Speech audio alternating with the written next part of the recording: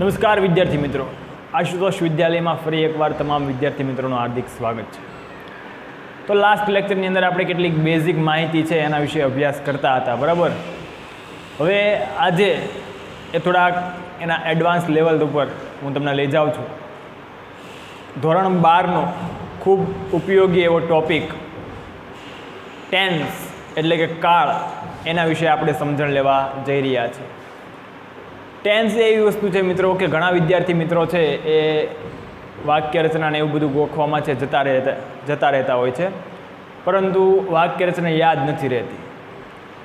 કઈ રીતે ઉપયોગ કરવો ટેન્સનો, કયો ટેન્સ છે એ ખ્યાલ રહેતો નથી. જ્યારે એક્ઝામમાં પૂછવામાં આવે છે, જ્યારે એનું ઇમ્પ્લિમેન્ટ કરવાનું થાય છે ત્યારે તો એમાંથી છુટકારો મેળવવાનો, બરાબર, એ પ્રોબ્લેમમાંથી બહાર નીકળવા માટેનો રસ્તો શું? તો કંઈ નહીં વિદ્યાર્થી મિત્રો, એક જ માત્ર સરળ ઉપાય છે કે ટેન્સની તમે વારંવાર પ્રેક્ટિસ કરો. તમે વારંવાર કોઈ પણ વસ્તુની પ્રેક્ટિસ કરશો એટલે તમને એમાં ફાવટ આવી જશે અને સરળતાથી તમે એ જે વસ્તુ શીખ્યા છો એનું સરળતાથી જે જગ્યાએ ઇમ્પ્લિમેન્ટ કરવાનું છે એ જગ્યાએ ઇમ્પ્લિમેન્ટ કરી શકો. ડાયરેક્ટ ઇનડાયરેક્ટ છે, એક્ટિવ પેસિવ છે, ફંક્શન્સ જે તમારા 12મા માટે ખૂબ જ ઉપયોગી છે, બરાબર. તો એ બધી જ વસ્તુની અંદર ટેન્સ એ ખૂબ મહત્ત્વની ભૂમિકા ભજવે છે. તદુપરાંત રાઇટિંગ સેક્શન છે આપણો, એપ્લિકેશન રાઇટિંગ છે, રિપોર્ટ રાઇટિંગ છે, સ્પીચ રાઇટિંગ છે, એ બધું તમારે લખતી વખતે, ઇવન નિબંધ પણ લખતી વખતે ટેન્સ ખૂબ જરૂરી છે. કારણ કે વાક્ય તો મિત્રો તમારાથી બનતા હશે, પણ એ વાક્યની જે સિક્વન્સ, જે આડીવળી થાય છે, જેનો ક્રમ, જેની વાક્ય રચના ફોર્મ્યુલા પ્રમાણે નથી હોતી, બરાબર, તો એ વાક્ય રચનાના લીધે આપણે કંઈક ને કંઈક માર્ક ગુમાવી બેસીએ છીએ. અથવા બને છે એવું કે આપણે જે વાક્ય કહેવા જતા હોઈએ છીએ, જે આપણે દર્શાવતા હોઈએ છીએ, એ વાક્યની યોગ્ય રજૂઆત કરી શકતા નથી. શું કામ? તો એની પાછળનું કારણ એક ને માત્ર એક જ કે આપણી વાક્ય રચના યોગ્ય નથી, આપણને કાળ આવડતા નથી. તો એ કાળની જે સમસ્યા છે એમાંથી આજે હું તમને બહાર લઈ જવા માટે આવ્યો છું, બરાબર. બધા વિદ્યાર્થીએ બધા કાળ ખૂબ સારી રીતે અભ્યાસ કરવાના છે, જેથી આગળ એક પણ લેક્ચરમાં એ તમને બહુ મુશ્કેલી ન થાય. પાઠ સમજતી વખતે, ઇવન ક્વેશ્ચન આન્સર લખતી વખતે પણ એ તમને તકલીફ ન પડે, બરાબર. તો ચાલો હવે સ્ટાર્ટ કરીએ ખૂબ ઉપયોગી એવો ટોપિક ટેન્સ.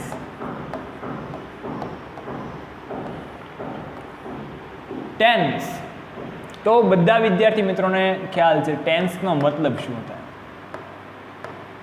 ટેન્સ એટલે શું? તો કે ટેન્સ એટલે કાળ. કાળ કોને કહેવાય? કાળ એટલે શું? આવું બધું ખબર નથી હોતી, એટલે જ આપણી માટે કાળ બની જાય છે મહાકાળ. તો કાળ એટલે શું? તો કે કાળ એટલે કોઈ પણ ક્રિયા, કોઈ પણ ઘટના બનવાનો સમય, એને શું કહીશું? કાળ તરીકે ઓળખીશું. કાળ એટલે કોઈ પણ ક્રિયા અથવા કોઈ પણ ઘટના બનવાનો સમય, એને કહીશું કાળ. કાળનો સામાન્ય અર્થ સમય એવો થાય છે. કાળનો સામાન્ય મતલબ પણ શું થાય છે? સમય, બરાબર. તો સામાન્ય રીતે તમને ખ્યાલ હશે કે આપણે કોઈ પણ ક્રિયા, કોઈ પણ ઘટના છે, 3 સમયને અંતર્ગત થતી હોય છે. એક કાં તો છે એ ઘટના વર્તમાનમાં બનતી હોય, એટલે કે હાલના સમયમાં બનતી હોય છે, પહેલાં બની ગઈ હોય છે, અથવા ભવિષ્યમાં બનવાની હોય છે, બરાબર છે. સામાન્ય રીતે કોઈ પણ ઘટના આ 3 સમયમાં થાય. અત્યારે થતી હોય, પહેલાં થઈ ગઈ હોય, અથવા ભવિષ્યમાં થવાની. તો આ જ દ્રષ્ટિએ એ કાળના મુખ્ય પ્રકાર કેટલા છે? કાળના મુખ્ય પ્રકાર 3 છે. કેટલા છે? કાળ કેટલા પ્રકારના હોય છે? 3 પ્રકારના હોય છે. કાળના મુખ્ય પ્રકાર 3 છે. કયા કયા? આવું તો બધાને ખ્યાલ હશે. વર્તમાન કાળ, બીજું ભૂતકાળ, અને થર્ડ વન ભવિષ્યકાળ. વર્તમાનકાળ, ભૂતકાળ અને ભવિષ્યકાળ. વર્તમાનકાળ માટે આપણે ઇંગ્લિશમાં શબ્દ વાપરીએ છીએ પ્રેઝન્ટ ટેન્સ.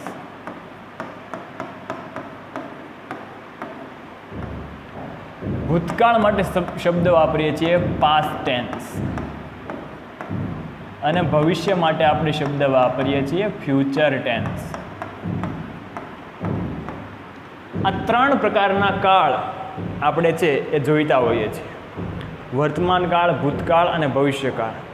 જો કોઈ ક્રિયા અત્યારના સમયમાં બનતી હોય, હાલના સમયમાં બનતી હોય, ફોર એક્ઝામ્પલ હું તમને એમ કહું કે હું તમને અંગ્રેજી ભણાવું છું, તે અત્યારની ક્રિયા છે, વર્તમાન કાળમાં દર્શાવાય. હું તમને પહેલાં અંગ્રેજી ભણાવતો હતો તો પહેલાંના સમયની વાત છે, ભૂતકાળની વાત છે, વીતી ગયેલા સમયની વાત છે. અને હું તમને અંગ્રેજી ભણાવીશ તો આવનાર સમયની વાત છે, એટલે કે ભવિષ્યના સમયની વાત છે. એટલે સામાન્ય રીતે કાળના મુખ્ય પ્રકાર ત્રણ છે: વર્તમાન કાળ, ભૂતકાળ, ભવિષ્યકાળ. વર્તમાન કાળ યાની પ્રેઝન્ટ ટેન્સ, ભૂતકાળ યાની પાસ્ટ ટેન્સ અને ભવિષ્યકાળ એટલે ફ્યુચર ટેન્સ. બરાબર. હવે તો કે આ કાળ છે એ દરેક કાળના પેટા 4 પ્રકાર પડે છે. દરેક કાળની અંદર પાછા પેટા 4 પ્રકાર પડે છે. વર્તમાનમાં પણ 4, ભૂતકાળમાં પણ 4 અને ભવિષ્યમાં પણ 4. બરાબર. એટલે 4, 13 ને 12 ટોટલ 12 કાળનો અભ્યાસ આપણે કરવાનો છે. વર્તમાન કાળમાં તો કે પહેલો પ્રકાર સાદો કાળ, જેને સિમ્પલ તરીકે ઓળખીએ છીએ. બીજો કાળ તો કે ચાલુ કાળ, જેને કન્ટિન્યુઅસ તરીકે ઓળખીએ છીએ. ત્રીજો કાળ તો કે પૂર્ણ કાળ, જેને પરફેક્ટ અથવા કમ્પ્લીટ તરીકે ઓળખીએ છીએ. અને ચોથો ચાલુ પૂર્ણ, એટલે કે કન્ટિન્યુઅસ પરફેક્ટ.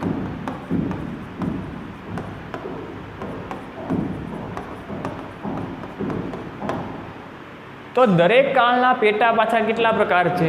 4 પ્રકાર છે. વર્તમાન કાળના પેટા 4, ભૂતકાળના 4, ભવિષ્યકાળના 4. યાદ કેમ રાખશો? વર્તમાન કાળ તો કે પ્રેઝન્ટ ટેન્સ. સાદો વર્તમાન કાળ કે તો સાદો એટલે શું થાય? Simple, simple present tense. ચાલુ વર્તમાન કાળ કે તો કન્ટિન્યુઅસ પ્રેઝન્ટ ટેન્સ. પરફેક્ટ કે પૂર્ણ કે તો પરફેક્ટ પ્રેઝન્ટ ટેન્સ. અને ચાલુ પૂર્ણ હોય તો કન્ટિન્યુઅસ પરફેક્ટ પ્રેઝન્ટ ટેન્સ. એ જ રીતે ભૂતકાળમાં પણ સાદો ભૂતકાળ તો સિમ્પલ પાસ્ટ ટેન્સ, ચાલુ ભૂતકાળ તો કન્ટિન્યુઅસ પાસ્ટ ટેન્સ, પૂર્ણ ભૂતકાળ પરફેક્ટ પાસ્ટ ટેન્સ અને ચાલુ પૂર્ણ ભૂતકાળ તો કન્ટિન્યુઅસ પરફેક્ટ પાસ્ટ ટેન્સ. એ જ વસ્તુ, સેમ વસ્તુ છે ફ્યુચર ટેન્સમાં.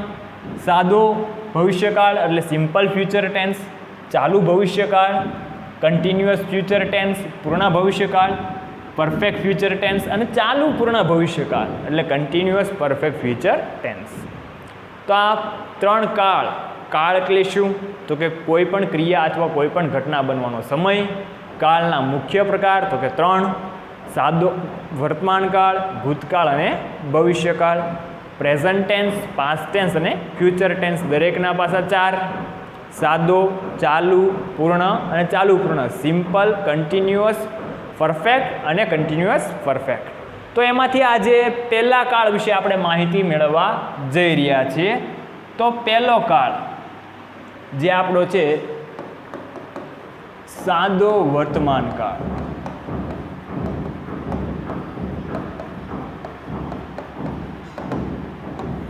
એકદમ બેઝિકથી આપણે માહિતી મેળવવાની છે. બરાબર. એકદમ બેઝિકથી આપણે માહિતી મેળવવાની છે, જેથી ભવિષ્યમાં આપણને કોઈ પણ જગ્યાએ કાંઈ ડાઉટ ન રહી જાય. સાદા વર્તમાન કાળને કહેવાય છે સિમ્પલ પ્રેઝન્ટ ટેન્સ. હમણાં જ આપણે જોયું.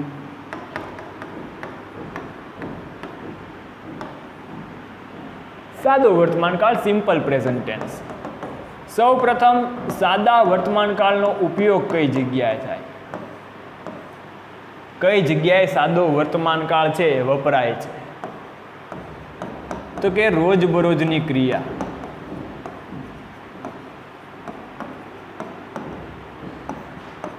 નિયમિત થતી ક્રિયા.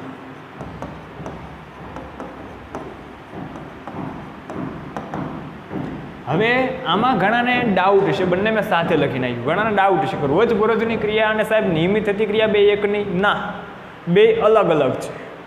કઈ રીતે? તો કે જો રોજબરોજની ક્રિયા હું તમને એમ કહું કે હું રોજ શાળાએ જાઉં છું.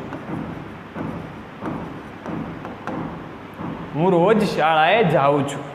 તો આ રોજબરોજની ક્રિયા છે, બરાબર. તો કોઈ કેમ કહેશે કે આ તો નિયમિત થતી ક્રિયા થઈ.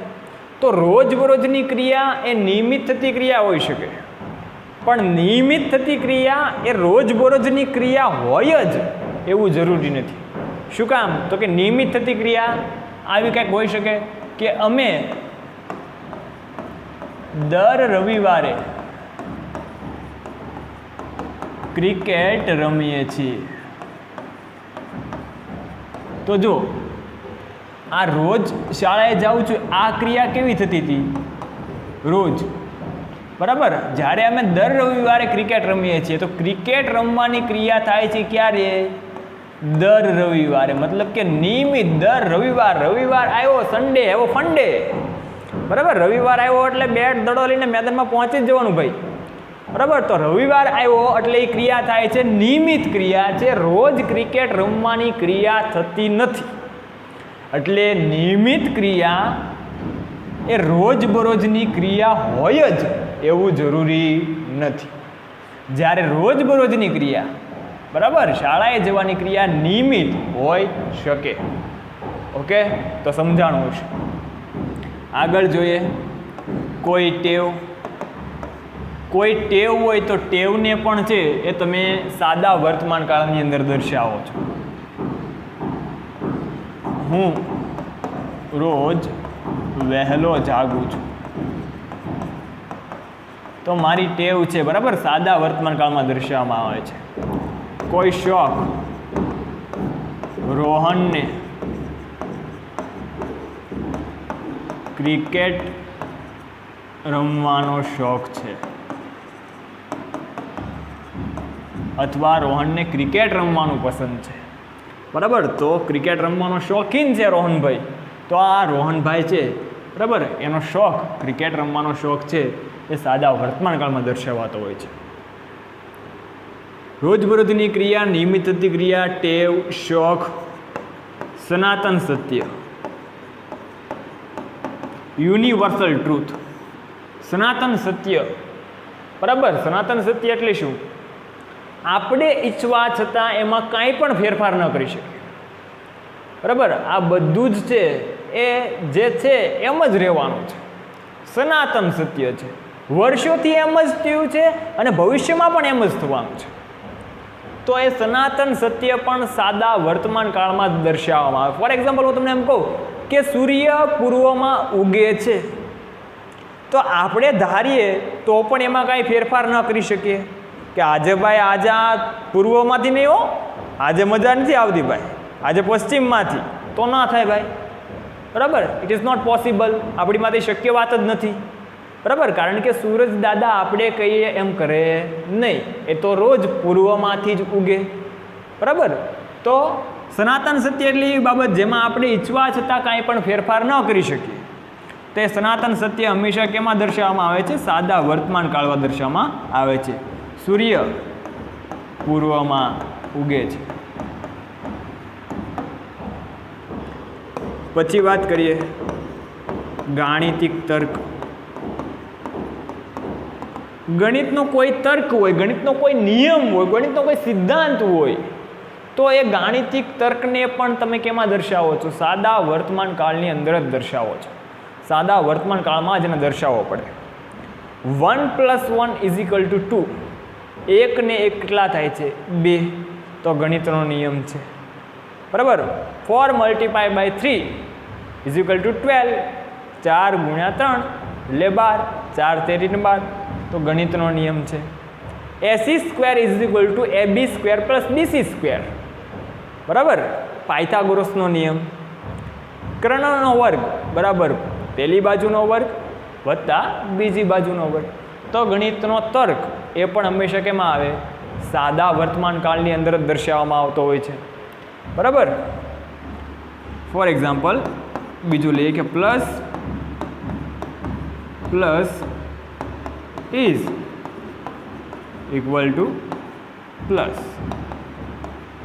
યાની કે વત્તા વત્તા બરાબર શું થાય? વત્તા. આવા નિયમ કંઈક તમે જોયા હશે. બરાબર. તો ગણિતનો કોઈ પણ નિયમ છે એ સાદા વર્તમાનકાળમાં દર્શાવવામાં આવતો હોય છે. વૈજ્ઞાનિક નિયમ,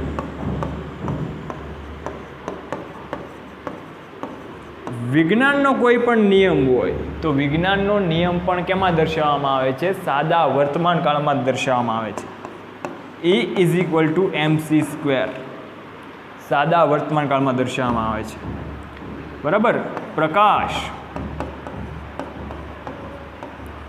સીધી રેખામાં ગતિ કરે છે.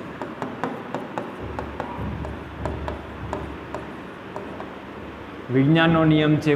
બરાબર. કે કોઈ બંધ ઓરડો હોય એમાં તમે પ્રકાશનું કોઈ કિરણ છે એ દાખલ કરો તો એ હંમેશા કેવું? સ્ટ્રેટ જશે, સીધી રેખામાં જશે. પ્રકાશ કંઈ આમ આડો અવળો થઈને પછી ન જાય. બરાબર. તો એ વિજ્ઞાનનો નિયમ છે કે પ્રકાશ હંમેશા સીધી રેખામાં ગતિ કરે છે. E is equal two MC square વિજ્ઞાનનો નિયમ છે. આઘાત અને પ્રત્યાઘાત કેવો હોય છે? સમાન હોય છે. બરાબર. જેટલો જોરથી તમે દિવાલ ઉપર દડો અથડાવશો એટલી જ ઝડપથી દડો શું આવશે? પાછો આવશે. જો કોઈ પદાર્થ સ્થિર હોય અને એમાં તમે બાહ્ય બળ આપાત કરો, એમાં તમે બાહ્ય બળ લગાવો તો એ પદાર્થ પોતાની સ્થિરતા જાળવવાનો પ્રયત્ન કરશે, અને જો કોઈ ગતિમાન પદાર્થ હોય તો એ પદાર્થ પોતાની ગતિ જાળવવાનો પ્રયત્ન કરશે. મતલબ કે તમે જે સ્થિર અવસ્થામાં છે એ બસમાં બેઠા છો, મતલબ તમારી અવસ્થા કેવી છે? સ્થિર છે. અને તમે છે અચાનક બસ શરૂ થાય છે, બસ શું કરે છે? ગતિ કરે છે, એટલે આગળ ચાલશે. એટલે તમે સ્થિર હતા તો તમે તમારી સ્થિરતા જાળવવાનો પ્રયત્ન કરશો. મતલબ કે આપણે જ્યારે બસ ચાલે છે ત્યારે આમ પાછળની બાજુ નમીએ છે, એની પાછળનો નિયમ છે. ન્યૂટનભાઈ જવાબદાર છે એની પાસે. બરાબર. તો એ કોઈ પણ વિજ્ઞાનનો નિયમ હોય એ વિજ્ઞાનનો નિયમ પણ કેમાં આવશે? સાદા વર્તમાન કાળની અંદર આવશે. આગળ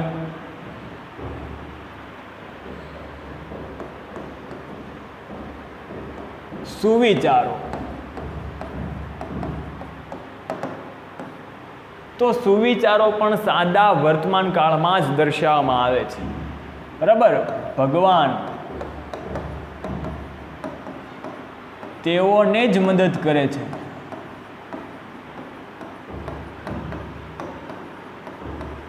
જે પોતાની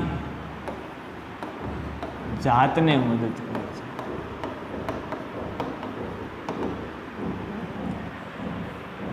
બરાબર. ભગવાન તેઓને જ મદદ કરે છે જે પોતાની જાતને મદદ કરે છે. God help those people who help themselves.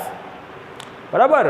મતલબ કે તમે આશા રાખીને બેસી જાઓ કે ભગવાન મને મદદ કરશે ને મારે 90% આવી જશે, એમ ના આવે ભાઈ. બરાબર. આપણે એને માટે શું કરવી પડે? મહેનત કરવી પડે. આપણે એના માટે વર્ક કરવું પડે તો ભગવાન આપણો સાથ આપે, કે યોગ્ય સમય આપણને યાદ અપાવે. આપણે ભગવાન ઉપર સદંતર આશા રાખીને બેસી જઈએ કે હું સાંઈ બાબાના 4 રવિવાર રહીશ, કે હું ફલાણા ભગવાનના 4 રવિવાર રહીશ, એમ ભાઈ રિઝલ્ટ ના આવે, એમ પરિણામ ન મળે. ભગવાન તમારા માટે નવરા નથી બેઠા. તમારે તમારી જાત માટે કંઈક પહેલાં કરવું પડશે. બરાબર. તો કોઈ પણ સુવિચાર છે કે દાખલા તરીકે આપણે જોયું કે ભગવાન તેઓને જ મદદ કરે છે, પોતાની જાતને મદદ કરે છે, તો એ સુવિચાર પણ છે એ સાદા વર્તમાન કાળમાં જ દર્શાવવામાં આવે છે. મહાન વ્યક્તિના કથનો.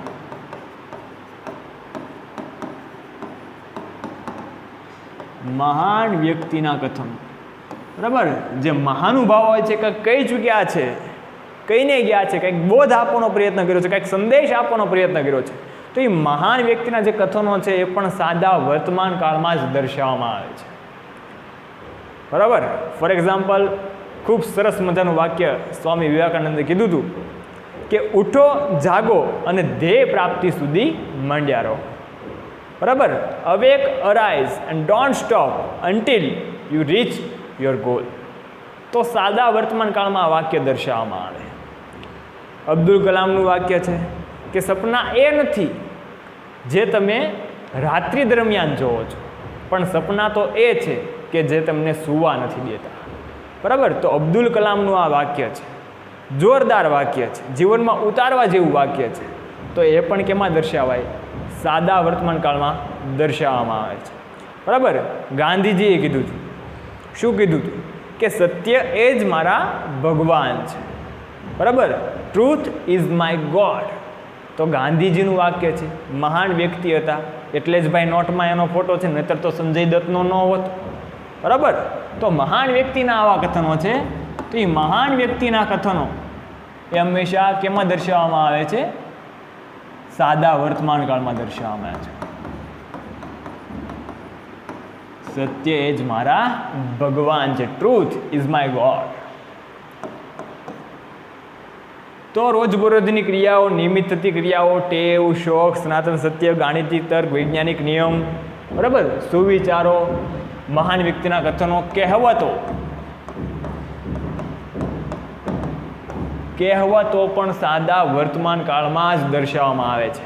બરાબર. ઘણી બધી કહેવતો તમને આવડતી છે, જેવા સાથે તેવા, ટીટ ફોર ટેટ, જેનું ઇંગ્લિશ થાય. બરાબર. તો આવી ઘણી બધી કહેવતો છે, સાદા વર્તમાન કાળની અંદર જ દર્શાવવામાં આવે છે. કડવું ઓસડમાં જ પાય. બરાબર. Only a good wishers can give us an unsorry advice, એવું કંઈક એનું ઇંગ્લિશ થશે. તો એ કહેવત છે, એ પણ કેમાં દર્શાવવામાં આવે? સાદા વર્તમાન કાળમાં દર્શાવવામાં. માતેમાં બીજા બધા વગડાના વા. બરાબર. No people is equal to mother in this world. તો આ મધર ઇઝ મધર. ઓકે. તો આવી બધી કહેવતો છે એ કેમાં દર્શાવવામાં આવે છે? સાદા વર્તમાન કાળમાં દર્શાવવામાં આવે છે. આજ્ઞાર્થ વાક્યો,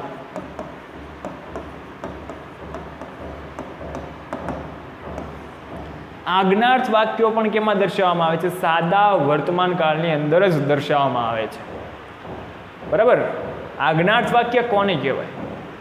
કંઈક આજ્ઞા દર્શાવવામાં આવી હોય, વિનંતી દર્શાવવામાં આવી હોય, બરાબર, એવા વાક્યને શું કહેવાય? આજ્ઞાર્થ વાક્ય કહેવાય. આપણે પાછો આજ્ઞાર્થ વાક્યના આખો ટોપિક એ ડાયરેક્ટ ઇનડાયરેક્ટની અંદર જોઈશું. પણ અત્યારે એક યાદ રાખો કે આજ્ઞાર્થ વાક્ય એટલે કોઈ પણ રિક્વેસ્ટ, કોઈ પણ વિનંતી, કોઈ પણ સલાહ, સૂચન વગેરે દર્શાવવા માટે જે સેન્ટેન્સનો ઉપયોગ થાય એ આજ્ઞાર્થ વાક્ય કહેવાય. બરાબર. ચોપડી ખોલો અને લખવા માંડો.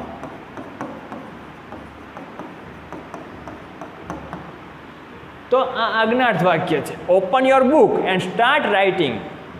આજ્ઞાર્થ વાક્યની શરૂઆત હંમેશા ક્રિયાપદથી અથવા સહાયકારક ક્રિયાપદથી થાય. ઓકે. એક યાદ રાખવાનું છે. આગળ નાટ્યાત્મક વર્ણન. તો નાટ્યાત્મક વર્ણન પણ કેમાં દર્શાવવામાં આવતું હોય છે? સાદા વર્તમાન કાળની અંદર દર્શાવવામાં આવતું હોય છે. રાજા ધીમે ધીમે મહેલમાં પ્રવેશે છે. બરાબર. રાજા રાણીની બાજુમાં બેઠા છે. બરાબર. રાજા રાણીની બાજુમાં બેઠા છે અને બાજુમાં રાજકુંવર બેઠો છે. તો આ બધી નાટ્યાત્મક વર્ણનની વાત છે. બરાબર. તો નાટ્યાત્મક વર્ણન છે એ સાદા વર્તમાન કાળમાં દર્શાવવામાં આવે છે કે રાજા ધીમે ધીમે મહેલમાં પ્રવેશે છે.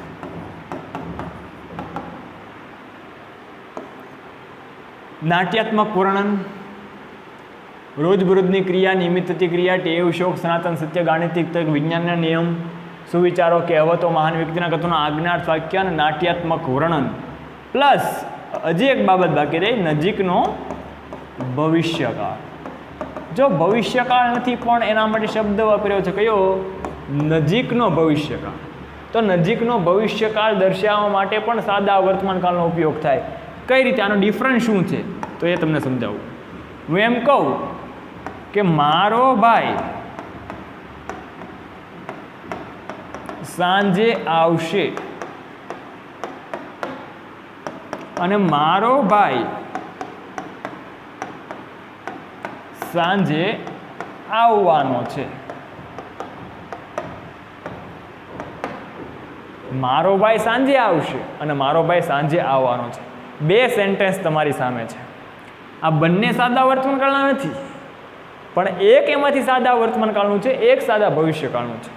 જો તમને સમજાવું કે મારો ભાઈ સાંજે આવશે, તો મારો ભાઈ સાંજે આવશે એનો મતલબ શું છે કે આવે તો આવે, પ્રોબેબિલિટી છે, સંભાવના છે કે આવે તે અને નો પણ આવે, કદાચ એવું મળે બરાબર કે બસ ન મળે તો પ્લેનની તો ફર નથી, તો નો પણ આવે, પ્રોબેબિલિટી છે, સંભાવના છે. પણ અહીં જો મારો ભાઈ સાંજે આવવાનો છે, આવવાની ક્રિયા કેવી છે, નક્કી જ છે, પાક્કું જ છે, ગમે એ થાય, વાવાઝોડું આવે કે ન આવે, બાકી મારો ભાઈ આવે, તો મારો ભાઈ સાંજે આવવાનો છે. આ ક્રિયા કેવી છે, નક્કી છે, નજીકના સમયની વાત છે. તો નજીકનો જે ભવિષ્યકાળ હોય એ દર્શાવવા માટે પણ કેનો ઉપયોગ થાય? સાદા વર્તમાનકાળનો ઉપયોગ થાય, બરાબર. તો મારો ભાઈ સાંજે આવવાનો છે, કયા કાળનું વાક્ય છે? સાદા વર્તમાનકાળનું વાક્ય છે, બરાબર. તો સાદા વર્તમાનકાળના ઉપયોગો એ આપણે જોયા કે રોજબરોજની ક્રિયા હોય, નિયમિત થતી ક્રિયા હોય, ટેવ હોય, શોખ હોય, સનાતન સત્ય હોય, ગાણિતિક તર્ક હોય, વૈજ્ઞાનિક નિયમ હોય, પછી તો કે સુવિચાર હોય, મહાન વ્યક્તિના કથનો હોય, કહેવતો હોય, આજ્ઞાર્થ વાક્ય હોય, નાટ્યાત્મક વર્ણન હોય કે નજીકનો ભવિષ્યકાળ હોય. આ બધી જ વસ્તુઓ દર્શાવવા માટે one and only one tense, બરાબર, એકમાત્ર કાળ વપરાય છે કે જેનું નામ છે સાદો વર્તમાન કાળ, સિમ્પલ પ્રેઝન્ટ ટેન્સ. તો આ હતી વિદ્યાર્થી મિત્રો આપણી સાદા વર્તમાન કાળની વાત, કે સાદો વર્તમાન કાળ શું છે, કઈ જગ્યાએ વપરાય છે. હવે વાત કરીએ મોસ્ટ ઇમ્પોર્ટન્ટ પાર્ટ આપણા લેક્ચરનો, કે સાદા વર્તમાન કાળ છે એની માટેની વાક્ય રચના શું છે.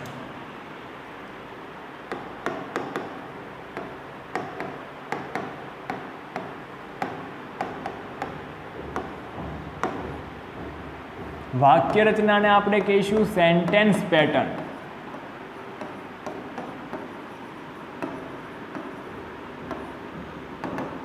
સેન્ટેન્સ પેટર્ન યાની કે વાક્ય રચના. ઘણા બધાને બહુ ડાઉટ થતા હોય છે વાક્ય રચનાની અંદર. તો 3 પ્રકારના વાક્ય હોય છે: હકાર, નકાર, પ્રશ્નાર્થ, બરાબર. તો હકાર વાક્યને ઇંગ્લિશમાં કહેવાય છે એફર્મેટિવ સેન્ટેન્સ.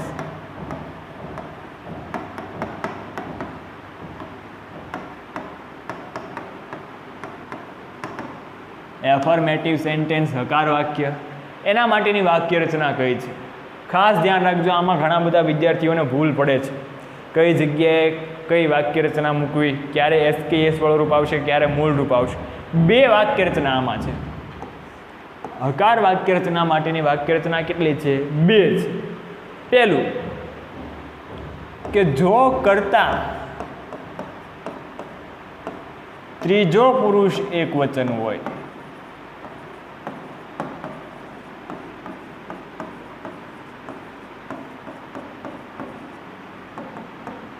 બરાબર. જો કરતા ત્રીજો પુરુષ એકવચન હોય ત્યારે આ વાક્ય રચના લાગુ પડશે. કઈ? જે હમણાં હું લખવા જઈ રહ્યો છું તે. પણ આમાં સાહેબ તમને ખબર તો પડવી જોઈએ ને કે ત્રીજો પુરુષ એકવચન એટલે ઈ વળી કયો કરતા? તો ત્રીજો પુરુષ એકવચન એટલે કોણ હોય કરતા? હી હોય, શી હોય, ઇટ હોય કે એકવચન નામ હોય.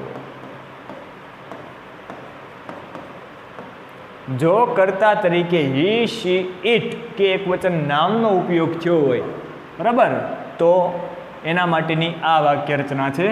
એટલે હકાર વાક્યની પહેલી વાક્ય રચના કે જો કરતા ત્રીજો પુરુષ એકવચન હોય, એટલે કે હી, શી, ઇટ હોય કે એકવચન નામ હોય, તો એના માટે કઈ વાક્ય રચના લાગુ પડશે? તો પહેલા આવશે કર્તા. અહીંયા માત્ર ને માત્ર આપણે એક્ટિવ વોઇસની વાત કરીએ છીએ, પેસિવ વોઇસ નહીં. એક્ટિવ અને પેસિવ પાછો આપણે અલગ ટોપિકથી જોઈશું, બરાબર, નહીંતર પછી બધું મિક્સ થઈ જશે. એટલે માત્ર ને માત્ર એક્ટિવ વોઇસની વાત કરીએ છીએ. એક્ટિવ વોઇસ એટલે કોણ? તો કે એક્ટિવ વોઇસ એટલે કર્તા મહત્વનો હોય ને કર્તાનું સ્થાન પહેલાં હોય, એની માટેની વાત છે, બરાબર. તો એક્ટિવ વોઇસની વાત છે એટલે કર્તા. જો કર્તા ત્રીજો પુરુષ એકવચન હોય તો ક્રિયાપદનું એસ કે એસ વાળું રૂપ આવે. કયું રૂપ આવે? ક્રિયાપદનું એસ કે એસ વાળું રૂપ. પ્લસ આવશે કર્મ, પ્લસ આવશે અન્ય શબ્દ. અધર વર્ડ્સ. બરાબર. તો ખાસ યાદ રાખવાનું છે કે જો કર્તા ત્રીજો પુરુષ એકવચન હોય ત્યારે એ સાદા વર્તમાન કાળની અંદર ક્રિયાપદનું કયું રૂપ આવશે? એસ કે ઈએસ વાળું રૂપ આવશે. બીજી વાત કરીએ કે જો કર્તા ત્રીજો પુરુષ એકવચન ન હોય,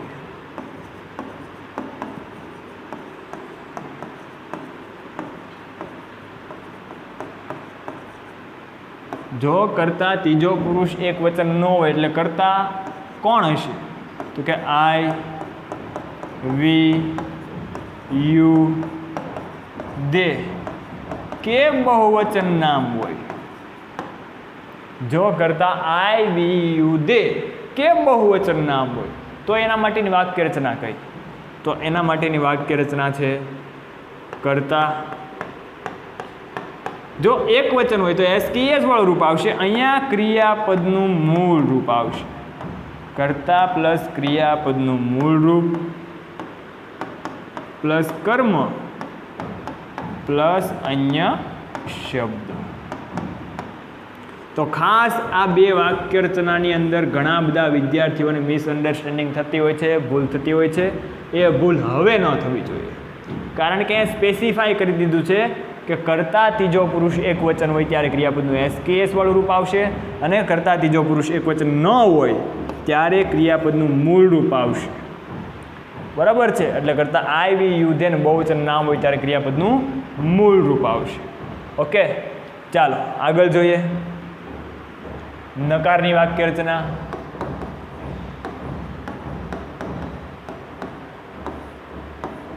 નેગેટિવ સેન્ટેન્સ.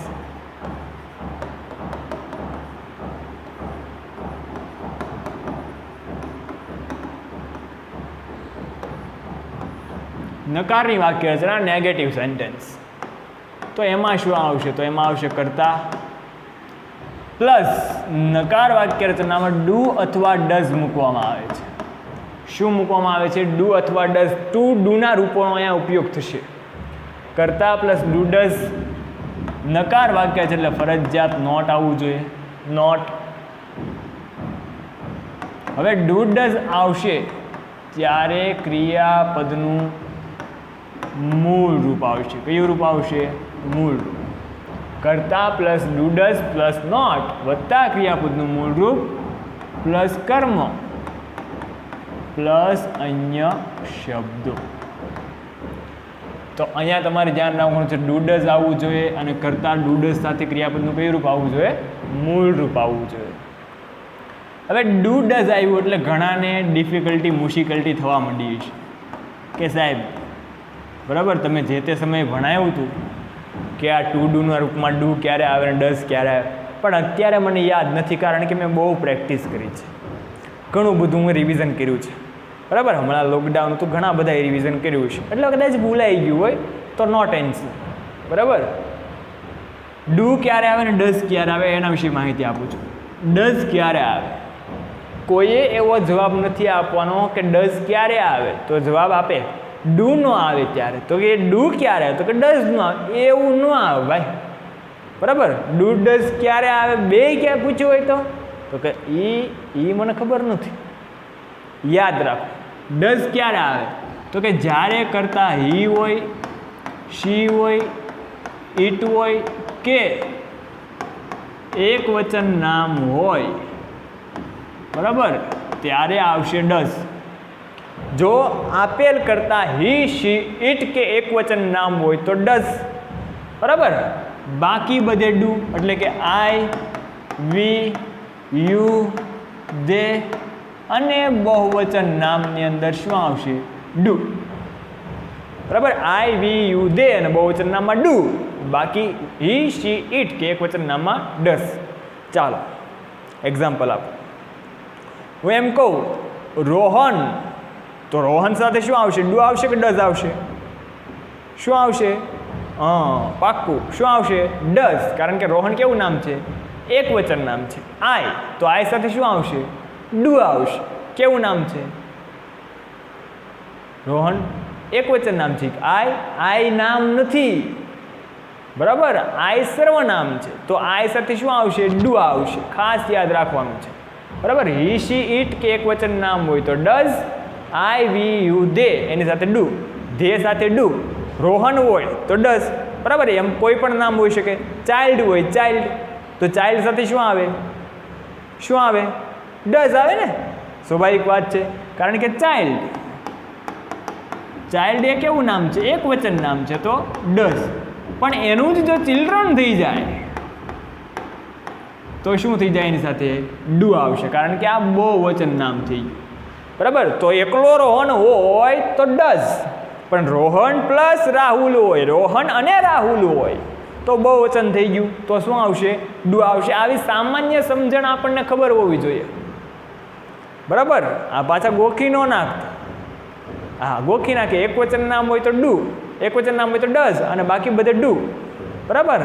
પણ આવી ઇમ્પ્લિમેન્ટ કરવી જોઈએ કે રોહન અને રાહુલ તો રોહન કે એક છે અને રાહુલ એક છે. રોહન અને રાહુલ તો એક અને બે થઈ ગયા.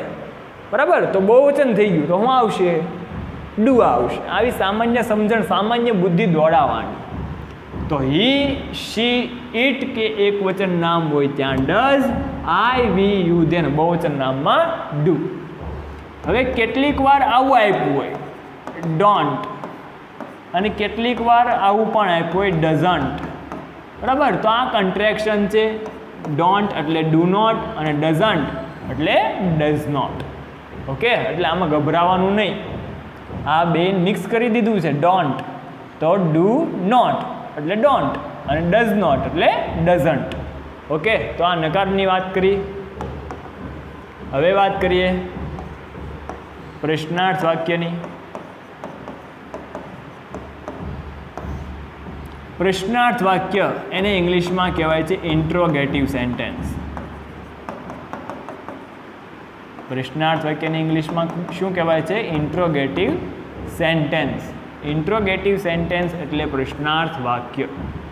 તો પ્રશ્નાર્થ વાક્યમાં શું હશે? તો પ્રશ્નાર્થ વાક્યની આ ફોર્મ્યુલા છે. પહેલાં આવશે ડુ અથવા ડઝ, ત્યારબાદ કરતા આવશે. ડુ ડઝ પહેલાં આવી ગયું એટલે કર્તાનું સ્થાન છે પછી જતું રહેશે. ડુ ડઝ આવે ત્યારે યાદ રાખવાનું ક્રિયાપદનું મૂળ રૂપ આવશે. ક્રિયાપદનું મૂળ રૂપ પ્લસ કર્મ પ્લસ અન્ય શબ્દો અને છેલ્લે લાસ્ટમાં શું આવશે? પ્રશ્નાર્થ ચિહ્ન. કારણ કે વાક્ય એવું છે પ્રશ્નાર્થ વાક્ય છે. તો ડુ ડઝ વત્તા કર્તા ક્રિયાપદનું મૂળ રૂપ કર્મ પ્લસ અન્ય શબ્દ. બરાબર. તો આ હતી સાદા વર્તમાનકાળની વાક્ય રચનાની વાત. ઓકે. હવે ઉપયોગના આધારે આપણને હર હંમેશ ખબર નહીં પડે કે સાદો વર્તમાનકાળ છે. શું કામ? કે સાહેબ ઇંગ્લિશનું ગુજરાતી આવડે તો ખબર પડે ને કે આ રોજબરોજની ક્રિયા છે, નિયમિત થતી ક્રિયા છે, ટેવ છે, શોખ છે. બરાબર. તો કાળ તો પહેચાનવો જરૂરી છે, કાળને ઓળખવો તો ખૂબ જરૂરી છે. નહીંતર તો તમે યોગ્ય ક્રિયાપદ નહીં વાપરી શકો, યોગ્ય વાક્ય રચના સેટ નહીં કરી શકો. તો એના માટેનો અલગ રસ્તો છે. તો કાળ માટેની કેટલીક સાઇન છે, નિશાની છે. બરાબર. તો સાદા વર્તમાન કાળ માટેની એવી કેટલીક નિશાની છે જે તમારે યાદ રાખવાની છે. આ નિશાની તમે જુઓ એટલે ખબર પડી જવી જોઈએ કે આ ભાઈ આવ્યું એટલે સાદો વર્તમાન કાળ છે. બરાબર. તો નિશાની આપણી માટે મોસ્ટ આઈએમપી. ઓકે. ચાલો. એવરી ડે, વીક હોઈ શકે, every week, every month, every year, અથવા કોઈ વાર આપી દીધો હોય એવરી સન્ડે, એવરી મંડે. બરાબર. તો એવરી શબ્દ યાદ રાખવાનો છે. Daily, regularly, normally, usually, occasionally, seldom, often, never, on Sunday, Monday, એમ કોઈ પણ વાર આપ્યો હોય, ઓન પછી કોઈ તહેવાર હોય, ઓન કાઇટ ફ્લાઇંગ ડે,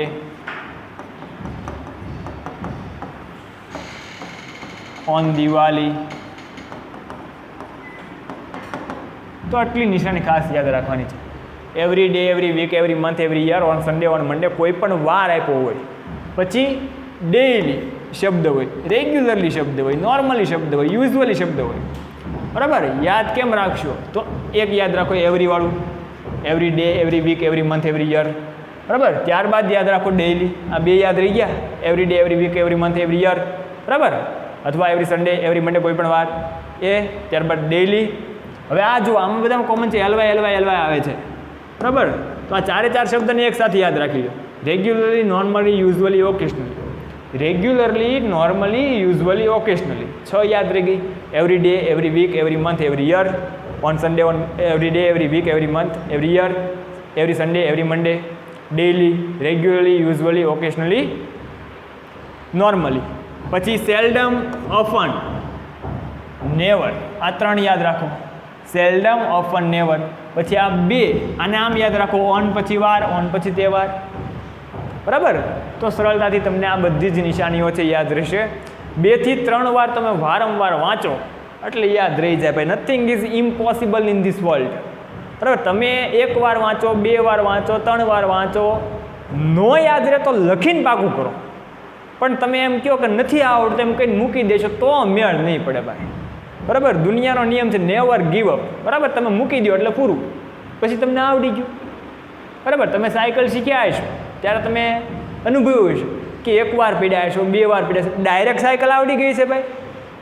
ન આવડી હોય તો તમારે પ્રયત્ન કરતા રહેવો પડે. એમ પ્રયત્ન શરૂ રાખજો, આવડી જશે.